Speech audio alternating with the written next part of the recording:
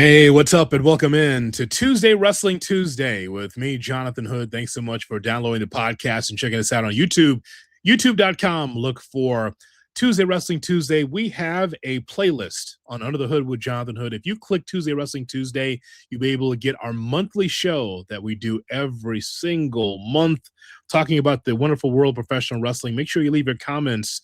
We have super chats, and we also have places where you can leave comments as we talk about pro wrestling, what's happening in WWE, what's happening in AEW, and everywhere else around the world of professional wrestling. And to help me with that is the great Charles Taylor, is with us here for a special edition of Tuesday Wrestling Tuesday. And again, we are here to be able to give you the best in wrestling conversation. Make sure that you leave your comments in. We're brought to you by Triller TV, our friends at Triller. If you need boxing, if you need MMA, if you need international pro wrestling, Triller TV is where you go. As always, sir, I appreciate your time. As always, appreciate you having me on. There's a lot going on. Not all of it's great in the world of professional wrestling. You don't say. You don't say, sir. There is a lot that's going on here. We will first start off with what is going on in All Elite Wrestling. We should start right there, sir, because we just came off of Redemption this past Sunday in Montreal, Quebec, Canada. We want to talk about this show. I'll talk to you about Redemption. First of all, you were able to see Kenny Omega come out on top. Kenny Omega remains the AEW World Champion as he defeats Kevin Knight. And so it's interesting with Tony Khan, the CEO, the head booker, the man who pops the popcorn, who parks the cars for AEW. He says, look, man, we're going to be an hour early so that way the wrestlers and the fans can go home an hour early. That was not the case with this pay-per-view. He is that guy that wants everyone to be having a good time watching his wrestling. And it doesn't matter how long it takes. It's the party that would never end. But what we got is we got a tremendous main event with Kenny Omega against Kevin Knight. What did this match do more for Kenny Omega in front of his countrymen or for Kevin Knight? I think it was a little bit of both. I mean, we got to see Kevin Knight really kind of show what he can do inside the ring, and he was able to, stay with Kenny Omega. You're talking about one of the all-time greats. You definitely have to put Kenny Omega on that list. So for Kevin Knight, I think it was a bit of a coming out party for him to just kind of show, hey, I can, go in this ring. I can hang with, some of the big dogs, that Tony Khan puts in front of me, and look good even in defeat. For Kenny, able to be in front of his countrymen is always, a cool thing for him to do. And he was just, doing the Kenny Omega thing that he always does. They put on a really entertaining match between the two of them. And the ending was something that kind of had to happen as we go into All In. Yeah, I mean, so when we look at this with Kenny Omega, we kind of knew what the finish would be. We knew that Kevin Knight would have a good showing. I'm happy for him. The TNT champion went in there and he went step for step with the AEW World Champion and Kenny Omega, which I'm very happy with. I just feel like hopefully Kevin Knight can hang in there and continue to defend the TNT Championship. I still don't know a lot about his personality. The group of dudes that we hang with, CJ, and it's this dude is always part of our pack. We didn't say a lot. Yeah. It's kind of like Kevin Knight, right? You don't know what's really on his mind, but he's there with us. He's chilling with us, but we just don't know what's really on his mind. We hear him speak, but we still don't know what's on his mind. Does that make sense? Like perfect sense. Perfect sense. We don't know enough about him, and I don't know if that's by design or if they're really still trying to flesh his character out. As he, kind of goes forth with this. But we really need to see more of him, who he is, as not just as a wrestler. We know he can wrestle inside the ring. We saw that firsthand on Sunday night, but now we need to meet the man, that's really gonna drive him. Are we gonna care about him, or is he gonna be, another long litany of wrestlers that have been inside AEW that are great inside the ring, but there's not a lot of character depth. How am I supposed to care about him? How am I supposed to either root for him or boo him? If we don't have much to go on there. So here's the one concern. So the match is over, and it was a tremendous match. Mhm. It's what we thought it would be, and even more so from Kevin Knight, right? And he got bounced around pretty good, but he's Mhm. tried to fight from underneath, and I thought it was a good match. It's the aftermath that makes me wonder about Kevin Knight. Like after he loses, he's off, right? He's Mhm. not even in the scene. But here come the Death Riders, and this whole thing where Will Osprey, okay, uh, heel, babyface, whatever, right? He's just a good guy. He just Yeah. wants to be the world champion, and his involvement with the Death Riders has been nonsense from the beginning. Kenny Omega can be able to get this done, to be able to win the world championship without the Death Riders. This whole thing Mhm. where he needs to warm up with the Death Riders and work out with them and just Yeah. have a certain attitude, like he already has an attitude. And so if nothing else, what Redemption brought me is, hey, here is Kenny Omega about to be attacked by the Death Riders, and John Moxley says, "Hey, put the bag over Kenny Omega's head and murder him," like we saw from Bryan Danielson. I need you to take this plastic bag, Yeah. and I need you to murder this guy. And like Will's like, I'm not murdering a guy. That means I won't win the championship because they'll arrest me here in this foreign country. So that's not going to work, right? So the bag was not involved, and so I guess that means finally Will Ospreay has broken away from the Death Riders. But I feel like John Moxley and the Death Riders are going to have something to say about this. I mean, Ospreay can win the championship, but yet Moxley can ruin it because he might be the next contender after Ospreay wins. That's the Mhm. whole thing. You've never needed Death Rise for any of this. And now it's like, it felt like Cena says, I'm a heel. That's okay. I got bad advice. I'm a baby face. Do, do, do, do. That's what it felt like to me. Yeah, I it was kind of ready made for them. If you needed a heel for the cleaner to do it, to be that guy, because you know, I think as a whole, fans kind of detest the Young Bucks to begin with, and Kenny's relationship with them was, already right there on a silver platter for him to do the heel thing. So, Will Ospreay being or trying to be turned by the Death Riders just really didn't make any sense. It's just something that you really didn't need to happen. And now like you said, we have the Death Riders in this story, and they were really made their presence felt throughout the entire evening, which, they just got their hands in a lot of pots. But where is all of this leading to? You kind of just shrug your shoulders to it because it's none of it. None of their participation outside of matches that they actually had really did anything to further stories. You could have gotten Kenny turning heel without the Death Riders. So to now have them in, I think there's going to be some interference by John Moxley, at All In London. There kind of has to be, or else this really doesn't make any sense.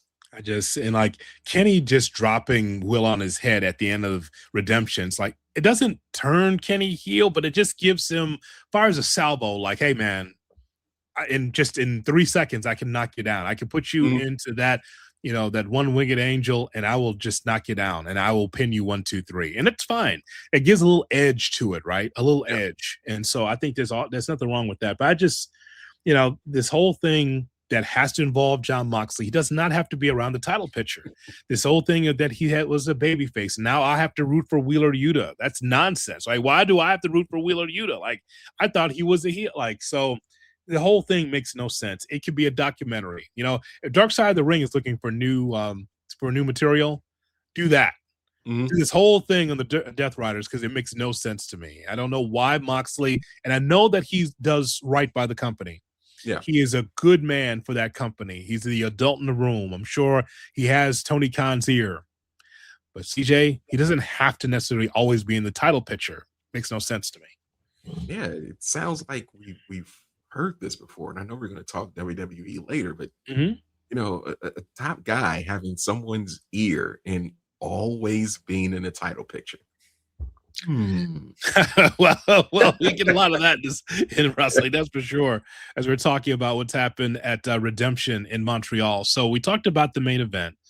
I just want to just go around the horn with you on a few of these matches. Like for instance, the Painmaker Chris Jericho against Tommaso Ciampa. First time ever seeing a drill finish. Never seen that before. let's put a drill right into Tommaso's head. And then Tommaso says, you know what? I think I'm going to call it a night. I'm going to tap out. That's what happened. That was the finish of the Tommaso Ciampa Painmaker Chris Jericho, which Jericho was obviously not the same Lionheart Chris Jericho. He's not just Jericho. He has face paint, and he was a little vicious. But I just feel like, would you sit your kids in front of the TV and say, hey, let's turn on AEW and watch a man take a drill and drill into the head of Tommaso Ciampa? I don't think you do that. And that was after, both wrestlers going through glass, both wrestlers going through pucks with tacks on them. This was after all of that. Yeah, it's a bit much. Yes. I don't necessarily really care for those type of matches where there's just like gratuitous blood and gratuitous violence. I'm all for a good street fight, no holds barred fight, those type of things where weapons are being used. But when you're like taking a hockey puck with tacks on them, just ramming, scratching it across another guy's head, that starts to be too much. So yes, drill. I think that was the first time I've ever seen a drill being used. And again, this was after their previous pay-per-view where a syringe was used. Right. Dude, it's just, I've been watching this for a long time. You've been watching this for a long time. Just some things you just don't need. And that's what you just don't need. You just don't. Just makes no sense. Hey, by the way, we have got merchandise available for you right now. Just go to the link in the bio and check out Tuesday Wrestling Tuesday t-shirts. I know I've got one. I know CJ's got one somewhere in the drawer. If you dare to wear a hoodie in July, we got that as well for Tuesday Wrestling Tuesday. So make sure you check out the bio of the podcast. You can click on, and it doesn't cost you anything to look. But we got a summer sale happening right now. We're trying to move this merchandise out of the garage, and we want to be able to give it to you. So please represent Tuesday Wrestling Tuesday. Jonathan Hood and CJ. The best match on the card for me, it was Kyle Fletcher against Bandito. That was the AEW International Championship matchup. Kyle Fletcher, first of all, locked in with homegirl from Chicago. That's good. His girlfriend's from Chicago, and I think you and I like that. Bandito is so good. ROH champion. He lost the matchup against Kyle Fletcher, but just overall, Kyle Fletcher, just bring someone that doesn't watch wrestling to the TV. And you say, well, which one of these do you think is a world champion? Do you think the guy with the mask, or do you think it's the guy that's, that's just chiseled in granite like Randy Orton? Which one is it? That guy looks like a world champion. When you see Kyle Fletcher, you just know his future is very bright. If you're AEW, you pull the trigger, because if he goes someplace else, there's no question that there's going to be gold around his waist. Not an international championship, not a TBS or TNT. No. That guy could be world champion someday. Oh, I agree. He's a phenomenal wrestler. Like if Kyle Fletcher's on my TV, like I'm sitting down and watching, the performance that you're gonna get from him. He is outstanding. And I just enjoy watching him perform. And the match that he and Bandito had was just terrific.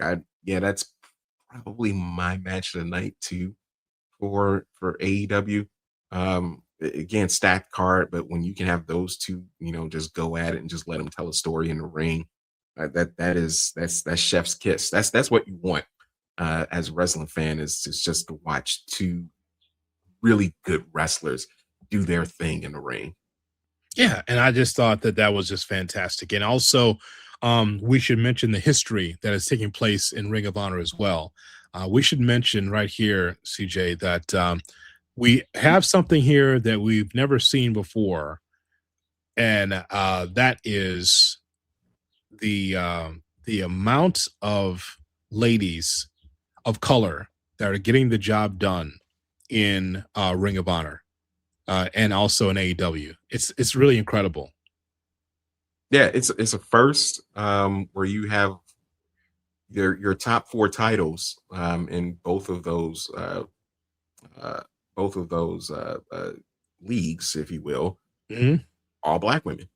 That's amazing. I mean, we're talking about Willow Nightingale, Maya World defeating Sheeta for the TBS championship. There's Mhm. Athena, the ROH champion.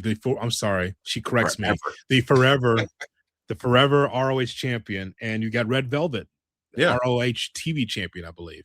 Yeah, this is the first I think outside of in any wrestling promotion where your top 4 titles are being for the women's division are being held by black women. So that's awesome to see. I went into that Maya World match wondering if they would pull the trigger with her, but she's had some really good matches since being in AEW, and I think they feel confident that she can carry that TBS championship for a while and really have some outstanding feuds with some of the other ladies in the division. And then of course there's Athena, which I'm still like, why are y'all just hiding her in ROH? I Just know. why? I know. Yeah. I just don't. I mean, it makes no sense to me. I mean, she's holding up a brand and she's the greatest women wrestler I've seen behind a paywall in a long time. Mhm. Maybe the only one behind a paywall other than OnlyFans. But I Well, think I think that what's so great about Athena is that she kills it every time that she's in the ring. She kills it, CJ. And so the Maya World thing, it's funny that you mentioned that, right? I was not sure also whether or not that she would win the match. I know her story. Her brother is no longer with us, mhm, and I know it's quite the story. I thought that she still was a little green. She took a beating in that matchup against Sheeta. If she was going to yeah, be the champion, she had to take. She fought from underneath, and she mhm, got the quick 1, 2, 3. But that was not easy for her. Her story is great, and so yeah, when people complain about AEW not having stories, here's a story. It's about redemption. She's going through it with her family because her mhm, brother's not longer with us, and now she's the TBS champion. But I think from a historical standpoint, to be able to have 4 women of color to be able to do this in one company under one umbrella yeah, is quite amazing because that just doesn't happen. We came from an era in which you had one women's match mhm, maybe on a card, maybe, and now you have all these women that's doing this. So the reason why it matters is because it's history, and we yeah. love history across the board, and this is history in pro wrestling. Yeah, it is, and it's something that you love to see, and now you just want to see where can AEW go from here with these 4 ladies holding these belts. I mean, we Yeah, know where Willow's going. She's got a date with the CEO at All In. yeah, That's going to be a fantastic match as well. But you just want to see the other 3 ladies, have see more screen time, be able to flesh their characters out, and just allow them to have nice lengthy well, Athena aside, she's had the belt for well over yes, she's closing in on 5 years, with the yes, belt. But the other 3 ladies you like to see, really what they can do. We know what Willow can do. We've seen her, quite a bit in AEW. And she's not afraid of any type of match, or going up against any type of opponent. She can do hardcore if you need her to do hardcore. She's up to the task. But also interesting to see what Maya World will be able to do with the belt. yeah. So leave your comments if you like as we talk about pro wrestling with you here on Tuesday, Wrestling Tuesday, our monthly podcast that we do here, and we have a playlist. Charles, you should see the playlist for Tuesday Wrestling Tuesday that's on here on Under the Hood. Yeah, Mhm. there's some interviews that go back 15 years. I've had this like brand for a while, right? Yeah. And sometimes like the old album, we dust it off, check it out, put the penny on the needle and just kind of Yeah. let it roll sometimes, right? Well, we have interviews that go way back, some recent, but a lot of that go about 10, 15 years ago. So check it out. We're still looking for more to put in the playlist for Tuesday Wrestling Tuesday. So if you've never heard the show before, it's a deep dive on pro wrestling, Tuesday Wrestling Tuesday. Is there any, I guess I'll make a blanket statement and we'll move on to SummerSlam. I think, Charles, that AEW is going in the right direction when it comes to their pay-per-views. Mhm. Their TV at times can be scattershot where you're just kind of like, okay, what direction are they going? Sometimes good, sometimes bad. I want to make sure I have perspective with the wrestling fan and they understand. It's hard to be able to produce 52 weeks of quality pro wrestling, 52 weeks of any show. This is why TV shows and series don't go 52 weeks, right? Outside of the soaps. Yeah. Your grandma's soaps, they'll keep it going. It doesn't matter if it's good or bad. They do it 5 days a week, 52 weeks a year. And sometimes they might throw a rerun in every now and then. But my overarching point is it's very difficult to be able to produce 52 straight weeks of great television. And I would say from AEW standpoint, their pay-per-views are on point. Redemption could have easily been skippable for some people because they're looking forward to All In. However, they say, okay, we're doing this for the Canadians on the card and Speedball Mike Bailey and for Kenny Omega and bring the Rougeaus back and all that stuff, right? They did it for Montreal. But the thing is that the card was still good and the action was great. Nobody does pay-per-view like AEW as far as the in-ring. I mean, it's fantastic. There might be a couple of matches that was just okay, but you're going to get time to work in AEW. You're going to have matches. I don't know if they even have a time limit on some of these sometimes. 26 minutes, 24 minutes, 18 minutes. They're long-form matches, but it's what we were begging for when WCW closed down with WWE. We wanted wrestling. We weren't getting enough of it. Now you're getting like a plates filled of wrestling over and over and over again with AEW. And I don't get tired of it. I think they're going in the right direction. I feel like they're going to have their TV streaming deals sewn up for the next iteration of AEW. They've got a long, long roster. I just think that when Will Ospreay becomes champion, they will have a direction because this is a baby face that everyone respects. They have a women's division that's strong. They've got up-and-coming contenders. They got 10 to 12 straight-up contenders that could be able to be world champion at some point. So they're doing well.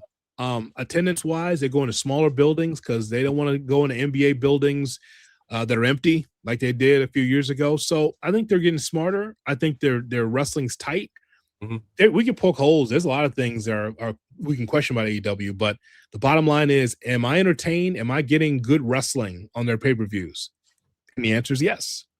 Yeah, they are by far, in terms of any wrestling promotion, in terms of their pay-per-views, they're outdistancing everybody in the industry. And that is what Tony Khan is going to hang his hat on, is that when you buy a pay-per-view from my company, you're going to get 4, 5, maybe 6 hours of just flat out wrestling, and it's going to be quality from top to bottom. Like you said, even the matches that are so-so, that are just okay, still quality matches. And I think that's where AEW is going to hang their heads on. They're not giving you, a pay-per-view every month with, something that's on, Peacock, in between, said pay-per-views. They're just going to get a quality pay-per-view maybe once every 2 months or something like that. The build to it, we can poke holes in it or, talk about those things. But come that night for the pay-per-view, you're getting quality every single pay-per-view. And that is what AEW is doing better than anybody else right now in the industry.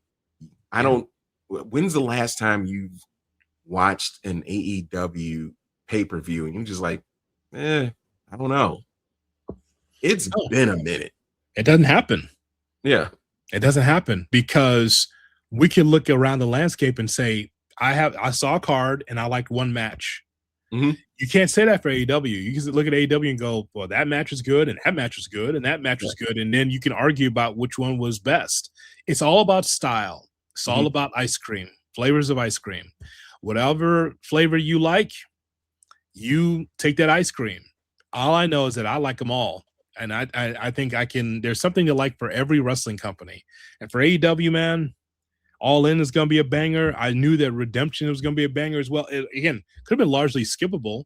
But the point is, though, is that I bought into it. I'm like, you can't turn a blind eye to it because I'm getting what I want. I want great wrestling in ring, and I got it. So all the other stuff, like you said, we can pick apart because that's what we do as wrestling fans. Yeah. But they're doing a good job for a challenger brand. They're not a distant second. No, It's that gap is closing. WWE. Yeah. That gap is closing. You know how you know, Charles? Is because this man, Triple H, he will do whatever it takes to be able to knock off the challenger brand. Leave your comments in to the chat about the world of professional wrestling as we get ready for SummerSlam. Yes, it's going to take place in Minneapolis, St. Paul. It should be interesting, sir, to see SummerSlam night 1 and night 2. Quite frankly, based on the tickets that they have sold, this could have been just fine where the Timberwolves play. They could have just put this in the Target Center. It would have been just fine. You could fill it up 22,000 and do that 2 nights and be good. But no, this is a company that wants to go and do everything in a big way, grand stage.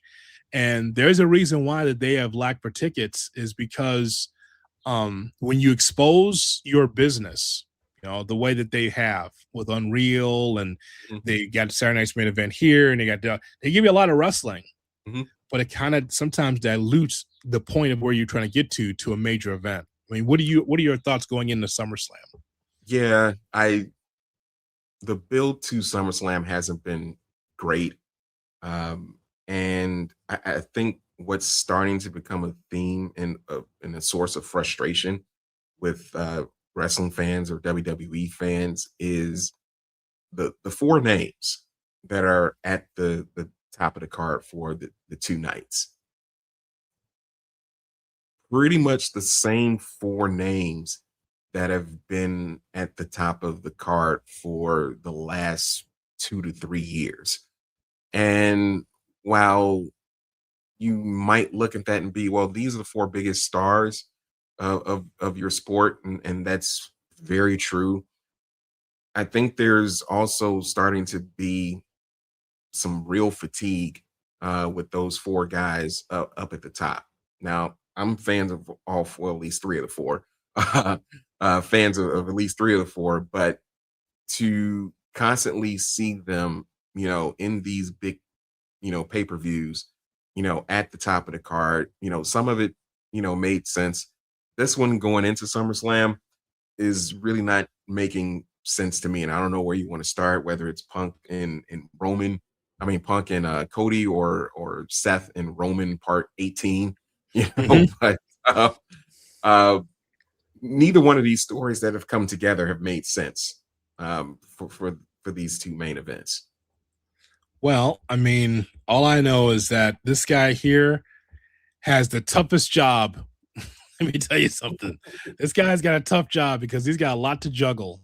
Whatever TKO wants, I mean, this guy's got a lot to deal with. Okay, so let's start with what is supposed to be the main event. Okay, and that is Roman Reigns against Seth Rollins. They're trying to tell us, CJ, that that this is the best match they could put on. If anytime that you're the main event of night 2, they're saying that this is the penultimate. This is the best that we could do is Seth Rollins against Roman Reigns. Now, there's a story to be told, yes. But I feel like they're kind of digging from the past because they got nothing special for the present. It has a little Triple H versus Sting feel to it. Like, I know what we can do. Let's just bring up WCW again and let's try to bury WCW again years and years after we bought the company. That's kind of how it feels to me, right? Not saying that the match won't be good. The match will be fine. I'm just wondering, like, when you go with Roman Reigns against Seth Rollins, when you have Obafemi right there, okay, when you have Javon Evans right there, when you have, you know, so many other talents that you could feature, you know, this is supposed to be a company that continues to roll with the, you know, the Braun Breakers and the youth because you want to see what's next. And when you heard Seth Rollins talk about to Roman about how old that they're getting, they're like, we're the older guys. It's like, you don't want to say that, man. You don't want to wrestling. You're not supposed to talk about your age, even though we've been watching these guys for 20 years on WWE TV. They may seem like, well, we're just the 2 shooters from the OK Corral and we're going to go for it one more time. That's not really a story. The story is in the youth of the company to me and not those 2. Yeah, it's unfortunate, you know, that the age thing has been used because the age thing was used for the main event of WrestleMania. where Punk was, supposedly too old, to hold the title or be the face of the company and all this other stuff. When the guy that beat him is 6 years younger than him. I mean, they're kind of in the same age group. Yeah. But yeah, you're right. Obafemi was right there. And this whole thing with Obafemi and him, quote unquote, relinquishing his King of the Ring, so that they can do him and Brock Lesnar 3. Like, there are ways you could have gotten to that match, and that match could have been the main event. Even without the title, I think that match should be the main event of SummerSlam, because the Punk and Cody and Seth and Roman, they're going to do their thing. It's going to be fine. You'll get fans that are interested in seeing it. But if you were to ask me what match am I looking forward to the most, over Brock, and it's not even close. Yeah, it is in Hell in the Cell, and that's just going to be great, because this could be the coronation of Obafemi to win that matchup in Brock Lesnar's hometown. And sorry, Brock, you're already retired once, and you put your boots out there. You can't cry and do that again. Right. So you can't do it twice. But maybe it is his last match. For those that want to know, we should put this up again. Just trying to get the graphics right for what we got here. So night one, Charles, we have Liv Morgan against Io Sky for the women's championship. We get Obafemi against Brock Lesnar, Hell in the Cell. CM Punk against Cody Rhodes for the undisputed WWE Championship. 6-man tag with LA Knight and Solo Sikoa and Royce Keys against the Bloodline. Gunther against Nick Aldis. Bella Twins against Fatal Influence. That's night one. Night two is Roman Reigns and Seth Rollins. That's Penta against Chad Gable for the WWE Intercontinental Championship. Why is there two baby faces? I don't understand. Tiffany Stratton against Jade Cargill and Chelsea Green and Charlotte and Julia in a 5-way ladder match for the Interim World's Championship on the women. Danhausen against Dominic Mysterio and the Human Monies on a pole match. Sami Zayn against Finn Balor. Trick Williams against Baron Corbin. The newly arriving Baron Corbin against Trick Williams for the United States title. The Sami Zayn Finn Balor match is a singles match to determine the number one contender for the Undisputed Championship. At SummerSlam, not on Raw or SmackDown, we're going to determine the number one contender for the Undisputed title at SummerSlam. That's not supposed to happen. That's what a Raw and SmackDown are for, but what do I know? Okay. So, sir, we talk about Roman and Seth, and again, I prefer for Obafemi to be in one of those main event slots, because that's what's new and what's next, right? Yeah. I don't understand from a wrestling standpoint why so many bookers are just like, no, we'll just go with the veteran that we know versus pushing something new and fresh. The wrestling fan that I know wants to see what's next. This is why Goldberg was so popular. Right, because Goldberg was just mowing through wrestlers, and he finally got to the mountaintop, beat Hogan for the championship because it was something new. Obafemi is that guy that's something new, and he's in this match with Brock, and I think it's a proving ground match for him. I think he's going to be fine, but I think a lot of people expected to come to Minnesota thinking that Oba would be in the world title matchup of some distinction, and he'd be crowned the champion, and that would not be the case. This man was in a storyline that he told everybody, yeah, I know that I'm the guy here. I'm the king of the ring, but yeah, I don't want that. I want Brock. So beating Brock is more valuable than being world champion. You made the man dumb. Why'd you do that? Yeah, I mean, the aura is there with Oba, and maybe in the writer's room, this is not gonna, hurt him, because he's so over with the crowd. Yeah, but you make him look silly, having gone through and won King of the Ring, and then just because Brock came in and F5'd you, a couple of times, now you're just gonna throw all of that away temporarily, so that you can get Brock one more time inside Hell in a Cell. You could have had that match at any point, while he was still, what was the point of the King of the Ring? Is my thing. What was the point of that if you're not going to give that guaranteed shot at a world championship of his choosing? That's the type of stuff that you and I and other wrestling fans are sitting back and going like, what are we doing with this? Just because you need to sell tickets, so hey, let's get the top 4 guys that we've been using for the last 3+ years and see if we can get as many ticket sales. And Yeah. that is where fans just kind of shrug and go, all right, okay, yeah, that I'm not really that gung ho for all of this. I want to see Oba. I want to see Trick Williams. I want to see Javon Evans. I want to see Yeah. some of the new guys, even Penta. I want to see these other wrestlers try and get a shot at seeing what they can do in the main event scene. You've got Dominic Mysterio, who's probably your best heel in the company, fighting Danhausen. Yep. Danhausen. Like, it wasn't for the Mysterio name, he'd be Dominic Joe Dash Hendry. Yeah. He'd just be like lost on the card, Those are the type of things that are frustrating if you're a WWE fan, because the roster is pretty loaded. And for, the first time in quite a while, pretty loaded with young talent. Mm-hmm. Another talented guy is not even on the card. Bron Breakker is not on the card. Mm-hmm. How did that? He went from potentially being the front runner to winning the Royal Rumble to not even being on the card. Yeah. What does that say? Yeah, they're relying. We're the tag team champions. Tag team champion in a tag team that he doesn't want to be in.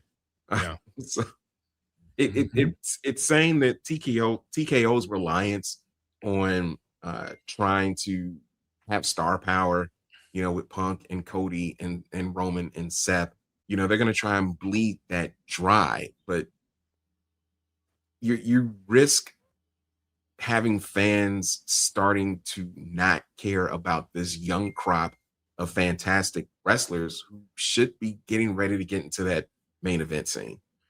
Look, you have to be able to fill out your card from top to bottom. All I'm saying is that at the bottom, in the main event spots, at some point you got to turn the page and let these guys loose, these young guys, right? The Royce Keys, guys like that, and Obafemi and Penta, as you mentioned, a veteran, but young on the scene and new on the scene in WWE, and he moves the meter. I do want to ask you about Cody against CM Punk, because I want to get our predictions out there about this. Like, this feels 50-50 to me. Like, it's weird about Cody Rhodes, because there's fans, just like the Cena thing, they want Cody Rhodes to turn heel. Yeah. And it's kind of like, like Cody seems naked out there without the world championship, but he's antsy. He'd like to be the champion. He's not trying to be a habitual line stepper on CM Punk. They're supposed to be friends. Yeah. But I feel like something has to turn here, because if it's just a babyface versus babyface match, and it ends, and that's how it ends, like one person wins and it's still friends, it's kind of like this whole thing of letting the crowd decide is bullshit. I'm not a big fan of the shades of gray, right? I mentioned earlier about like Chad Gable in his matchup. This guy's supposed to be a babyface, and he is going to take on another babyface in Penta for the Intercontinental Championship. Okay, so to me, like you got several of those of, well, let the fans decide. I'm not a big fan of that. I feel like CM Punk should win against Cody, and then Cody goes off the deep end. But isn't that what Sammy's doing, going off the deep end? I mean, you had that, and then you kind of wasted it, because Punk comes in Chicago, beats Sammy. Sammy goes off on this tirade, and you're thinking, oh man, they're gonna like let Sammy just go rogue and just be this this incredible heel, and then they do nothing with it. He just kind of goes back into the shadows until he pops up, like you said, for a number one contenders match, which he may not even win, because I think the momentum right now is with Finn Balor going into that match. But swinging back to Cody and Punk, Punk's got to go over, in my estimation. Sure. Because to have Cody win the belt again, like what are we gonna get after that? Another slew of challengers that you know Cody gets to win against, and where does this all lead to with Cody? Cody's problem was he had an original story, which was finishing something his dad, couldn't do for whatever reason, and that's win the championship. Once that story ended, at least in my mind, there was nothing else for Cody to do. And unless he has the championship, Cody isn't one of these guys that can, I don't know, seem to just exist without the championship, around his waist. We've seen Seth and Punk and even Roman to some extent be able to exist without having a world title across their waist. It just seems that with Cody, that just can't be the case for some reason. We should take a look at SummerSlam and leave your comments if you'd like about SummerSlam, about AEW, as we talk about this here on Tuesday, Wrestling Tuesday. All right, let's take a look at this, Charles. So what do we think of SummerSlam? All right, let's make the choices here. All right. Night one, Liv Morgan against Io Sky for the Women's World Championship. I think that it's Io's time. I think Io should win. Yeah, this should be her thing. They've been teasing this forever that either Roxanne or Raquel, is going to eventually turn on Liv. I don't know if that's even going to happen, but I'd still see Io, taking the win and winning the belt. Obafemi against Brock Lesnar, Hell in a Cell. I'd like Obafemi to win this, and I think now you just take off with Obafemi, because at some point after winning the Hell in the Cell, it's got to be like, oh, by the way, I'm still King of the Ring. It's now time for me to be the world champion. I don't know if that happens in Houston at the Astro Stadium, Survivor Series. I don't know if that happened at Saudi. I have no idea. But after beating Brock Lesnar, I think there should be no more stumbling blocks for Oba to be the top guy. You would think so. But this is WWE we're talking about. And specifically, this is TKO we're talking about. Sure. Now, the money match is Roman Oba. Mm-hmm. That's the money match. Do they find some type of a way to, and by the way, Oba's winning this. Mm-hmm. No way Oba loses this match at SummerSlam. But do they find a way to stretch this Oba Roman thing out all the way to WrestleMania in Saudi Arabia? Yes, but you got to keep Oba hot while that's going on, though. That's a long time. It is. So that's why this is going to be interesting to find out, when and if Oba defeats Brock Lesnar in Hell in the Cell, how do you keep Oba hot? I'm sure there's going to be contenders and people are going to try to chop him off at the knees, and there's going to be matches that he'll be in. But I mean, if he's going to be world champion, you'd rather have that done sooner than later. That's not in their plans, though. It's not happening August 1st or August 2nd. No, so that's not happening. I think he gets the King of the Ring back. I think he does challenge Roman, but I think there will be some type of shenanigans involving the bloodline that screws him out, and they can stretch it that way. He could be a part of War Games. Sure, him teaming up with some people to go against the bloodline. I mean, there are things you can do, but this has to end with Oba winning the title, and maybe he wins the Royal Rumble back in January, and then he gets his rematch with Roman Reigns, and that's how you finally put him over. LA Knight, Solo Sikoa, and Royce Keys against the Bloodline 6-man tag team matchup. First of all, I don't trust Solo Sikoa. I know that he's supposed to be a babyface, but never trust a brother in the summer that is wearing a turtleneck. Never do that. It makes no sense. I'm supposed to root for you because you up there doing like, a tight five doing jokes with the crowd. Like that's still a heel to me. Like Yeah. I don't buy him as a baby face.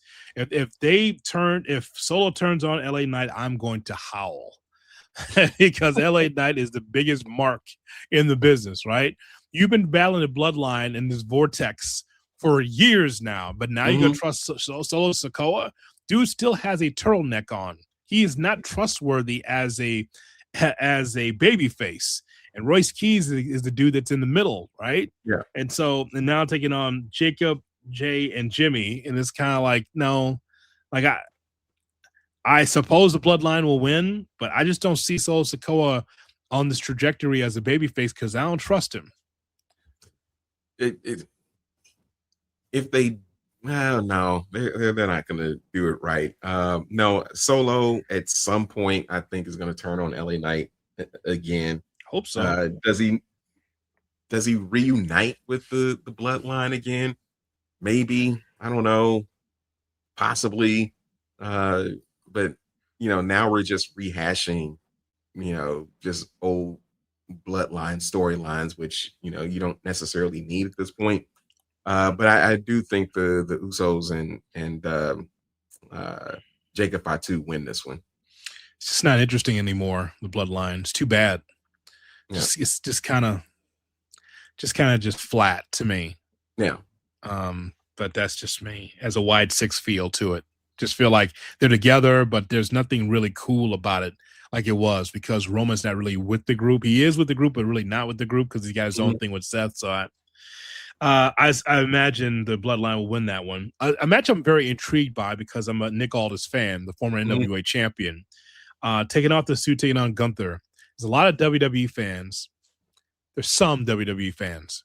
They're not aware that Nick Aldis is an accomplished professional wrestler that had great matches in TNA, NWA champion, taking on Cody Rhodes, as we recall, on the Indies. And he's very accomplished. I guess based on what we see, Charles, that he will wrestle like a wrestler and not like a general manager, because there's a difference between the two, right? He can wrestle like he's got that big, heavy suit and vest on, like he's going to church, or he could just tear Gunther apart. I feel like if Pat McAfee can get offense on Gunther, why not Nick Aldis, in which Gunther ends up winning the matchup, with a flurry of moves at the end and then pinning Nick Aldis 1, 2, 3. I'm going to go a little different. I think to really piss Gunther off, I think Nick Aldis pulls off the upset. Wouldn't that be something? The career killer is going to lose to the general manager. I'm going with the swerve there. I think Nick Aldis upsets Gunther and just really sets Gunther off, because for me, Gunther is your quintessential heel. Like he has heel personified. But even after closing the careers of Cena, Goldberg, AJ Styles, you thought that would have been enough heat on him.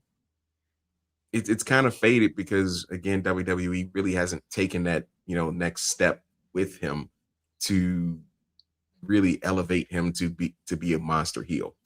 Let's have him really be a monster heel. Let's have Nick Aldis beat him, and then him beat the ever-loving dog mess out of Nick Aldis going forward. Bella Twins and Paige against Fatal Influence.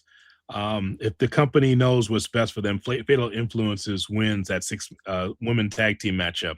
I don't care one shit about the Bellas. I do not. And Paige. I haven't cared about Paige since Brad Maddox was in the company. Oh, well. Oh, yeah. What did I say wrong? What's the matter? What did I say wrong? No, nothing wrong was said. Just don't do a search on that. Don't do that, people. No, please do. Please do that. Hey, I'm like you. I could not care less about the Bellas at all. Them actually being back, that is a guaranteed turn of my remote control TV remote when they are on, and Paige being back, having her inserted into this whatever this is with Fatal Influence and the Bellas, does nothing for her because she should be wrestling as a singles wrestler. Why do we have her involved with the Bellas? No, if they are smart, and I sometimes question whether WWE is smart or not, Fatal Influence has to go over, and they have to go over convincingly. I still think Nikki Bella probably shows her true colors and turns on them, you Sure. know, during the match just to create something. Because otherwise, why care about this match? Don't forget, we have got t-shirts and hoodies as available to you right down right there. Tuesday Wrestling Tuesday. It's in the bio. Click the link right there for t-shirts and for hoodies. And also we have mugs as well. Tuesday Wrestling Tuesday every month right here on Under the Hood with Jonathan Hood. All right, we got to get to the second night of WrestleMania, and then we'll be done here. We should go to Trick Williams. Oh, Trick Williams. Any era, man. Trick Williams, the guy, against Baron Corbin. Trick will get an education against Baron Corbin, I think, because Baron's a solid veteran. I think Mhm. Trick comes out on top for the United States Championship. Yeah, Baron's going to give him a good match. Baron, I know a lot of fans may not have cared for Baron Corbin. I always liked Baron Corbin. Mm-hmm. Like Gunther, a consummate heel. He knows how to do heel work very well, and I think he'll give Trick Williams a really good match, and they'll be able to tell a really good story out of it. But yeah, Trick comes out of this still with the title. Sami Zayn against Finn Balor, again, the number one contender for the Undisputed Championship. Now, people talked about the matchup that Kenny Omega had against Kevin Knight. I equated to me sitting at the United Center watching Finn Balor against CM Punk. Like we kind of knew what that was, right? They Mhm. wrestled a couple of times, and Finn gave him a good match, just like I thought that Kevin Knight gave Kenny Omega a good match. Sami Zayn against Finn Balor, both guys needed desperately. Yeah. Finn Balor, God, man, how could you just be in the company? Just like you've been part of Judgment Day, but you really haven't really been a serious contender, Mm. for any championship. And this is a veteran. I feel like Finn Balor needs to win. If he doesn't win this, like it's almost like Drew McIntyre. You can never believe in him. Yeah, yeah, and I think Finn comes out on top. Um, Sammy, I think, has enough where even if he loses this match, you can find ways to jumpstart him because you've done it countless times with him before. Finn needs this win.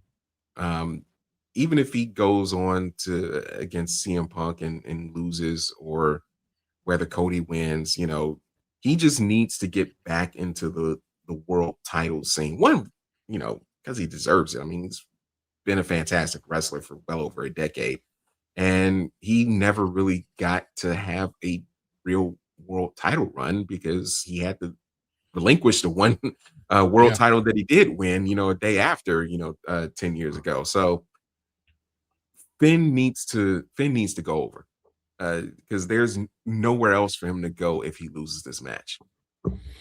So I agree with that. I think that Finn Balor will win. I need to stop here to talk to you about Danhausen against Dominic Mysterio.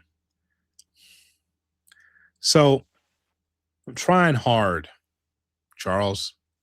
Trying hard for Danhausen. I saw Danhausen in the Indies, saw him in AEW.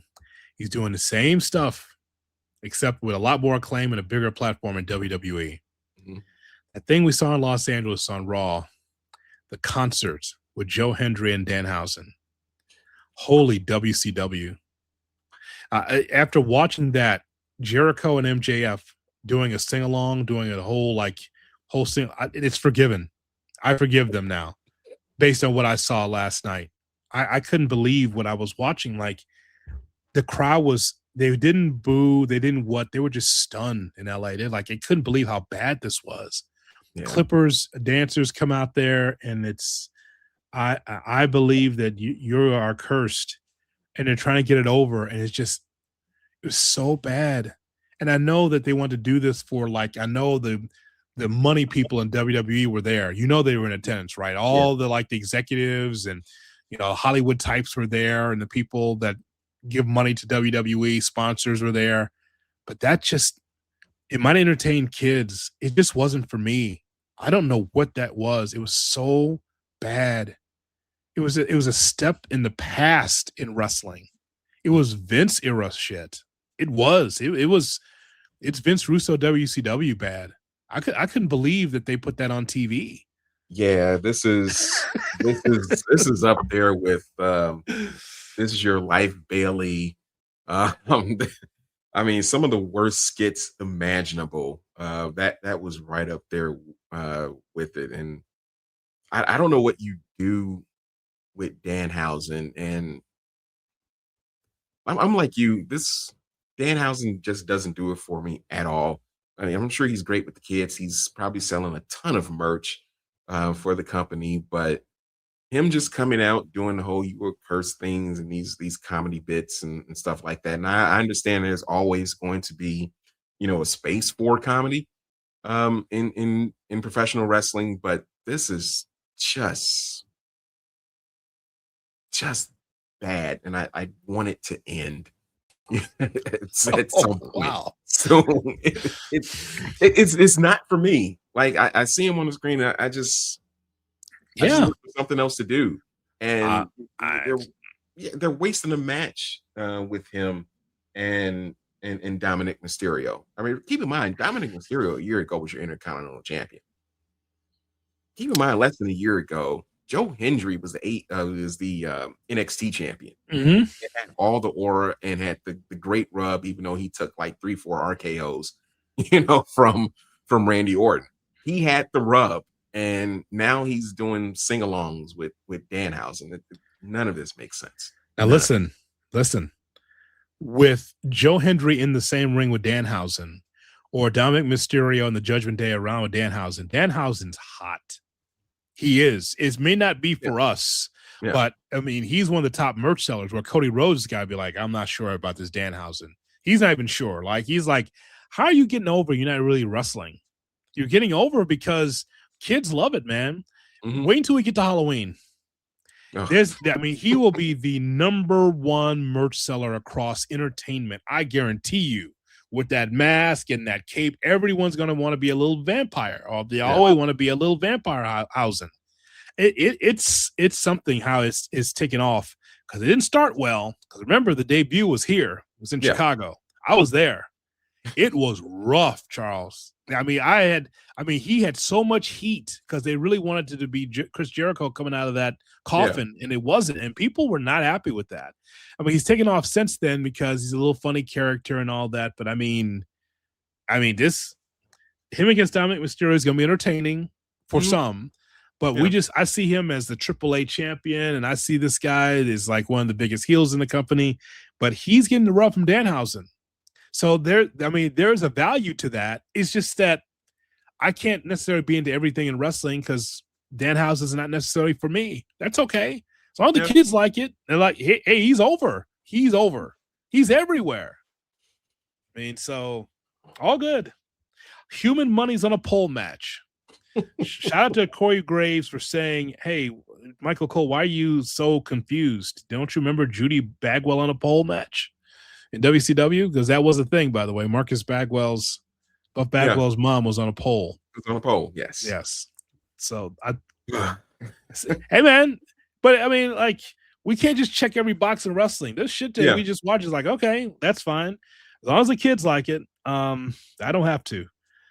Tiffany Stratton, Jade Cargill against Chelsea Green, Charlotte, Flair, Julia, or Lash Legend. 5-way ladder match for the interim WWE Women's Championship. I don't like interim championships. I don't like them in boxing. I don't like them in MMA. I'm just not a big fan. Just don't like it. This is because Rhea's not available. Mhm. Rhea, the Embiid of pro wrestling, can't stay healthy. The Joel Embiid. Uh, I know it's very quiet, but it's true. Like every year we're going through this, right? Where she's got some kind of injury, and so she's yeah. hurt again. So who do you have winning out of this? And All I right. guess So we had to go back. I guess Danhausen beats Dominic in it Human Money's match. But yeah. how about Chelsea Green? Now, the sentimental favorite will be Chelsea Green. I have to look at this in one of two ways. If you're going to have this interim uh, WWE Women's Champion, Mhm. that person more than likely will be the sacrificial lamb to Rhea Ripley when she's back and healthy. That would lead me to believe Chelsea Green wins. Now, if you're TKO and you're thinking money matches where this could be a Survivor Series match, or I think they go back. Don't they go back to Riyadh before WrestleMania at some point this I year? believe so. One more time, I think. Yeah. Now, if you're looking at money matches, Charlotte picks up her 15th championship. It's about time. It's about time. She's got her life back together. Mhm. Her tag team partner has been very, very special to her. They're actually real friends. They're shoot friends. Yeah. And maybe it's about time for her to be back in the singles mix again. I know. Well, listen, you talk about TKO. TKO probably would want Tiffany Stratton because she's from Minnesota. You could tell by the accent, by the way. Yeah. That she's from Minnesota, so she could win. Yeah. But I feel like we've seen her in that position before. I was just looking for something a little new, a little fresher. But Yeah. But we'll see. I don't think Jade wins because I think Nia Jax comes out and has something to say about that. They keep teasing Jade and Charlotte, and I think we'll get to that at some point. But yeah, I'm just really leaning into either Charlotte picking up the win or Chelsea Green, having a go at it so she can be the sacrificial lamb for Rhea. We have Chad Gable against Penta for the Intercontinental Championship. I feel like Chad can win. I think Chad's going to win this one in his hometown in Minneapolis. Yeah, I agree. Seth Rollins against Roman Reigns for the World's Heavyweight Championship. I feel like Roman's going to win this one in a tough matchup against Seth Rollins. Yeah, I think, I can't envision a way where Seth comes out of this with the win and the belt. The story that they've been trying to tell for the longest is that, even though Roman has beaten Seth in one-on-one competition, is that Roman hasn't won a big match against Seth when, it really matters when there's a title on the line. And at some point that streak has to be broken. And I think that's what happens Sunday night. Something tells me something fishy's going to happen. There are no stipulations. This is just a straight one-on-one match. Something tells me that there will be some form of outside interference, but I don't think it's necessarily going to be on Roman's behalf. But I just think something will happen there, and that Roman will end up coming out on top. Well, that's our look at SummerSlam. We talked about AEW. Is anything else, sir, before we part? Because we got to let everyone know that where they can find this podcast and find out where you are hiding, as well as the T-shirts available right now. Tuesday, Wrestling Tuesday, as we do every month. And we've got our hoodies and we got our T-shirts there. So is there anything else that we're missing? No, it's just, like I said, we're in a weird place with WWE. A lot of things that are going on, it really isn't making sense. We talked about the young crop of stars on both the men's and women's side that just seems to be kind of stuck. Hopefully that breaks at some point, because, if we're going into WrestleMania next year with the same people on top now, that'll be on top, 8 months, 9 months from now. That's going to put WWE in a really tough spot. So hopefully they can, kind of work their way through this to get some exciting storylines going. So what are you doing for SummerSlam? Where can people find your thoughts on SummerSlam? You can find my thoughts on SummerSlam primarily on Threads. CTJ14, do a little TikTok as well, CTJ14. And I'll try to get a little something going up on YouTube as well, the CTJ Report. Oh, a little YouTube. I see. YouTube. Yeah. Just remember, this man's always watching. Yeah, It is, it is Paul Levesque. He's always watching, and his hair's growing back too. By the way, he's gonna have a I little, mean, you little see fro that. soon. Yeah, you know. His father-in-law said, "Give me that hair, cut your hair," and he cut his hair. But now he's like, "Your Janelle Grant lawsuit is going to be finished, and you're not coming back to the company. So since you're not coming back, I'm growing my hair back." There you go. That's something to look out for too. I look forward to your journalism on that too. It looks like the Janelle Grant lawsuit with Vince McMahon is going to go into a quiet arbitration of some distinction.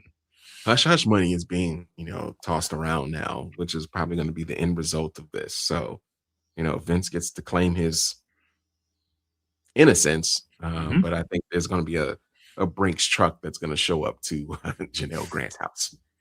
It's always a pleasure, sir. We need to be able to talk about the state of SummerSlam and more in the month of August. So always appreciate you jumping on.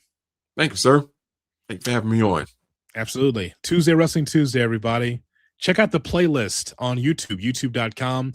Look for Tuesday Wrestling Tuesday. There's some archived audio that you got to check out for Tuesday Wrestling Tuesday. And of course, every month we give you wrestling conversation. As you watch this, make sure that you leave comments so we can respond to them right here. Tuesday Wrestling Tuesday with Charles Taylor, Jonathan Hood. Thanks so much for checking us out on Under the Hood with Jonathan Hood. So long, everybody.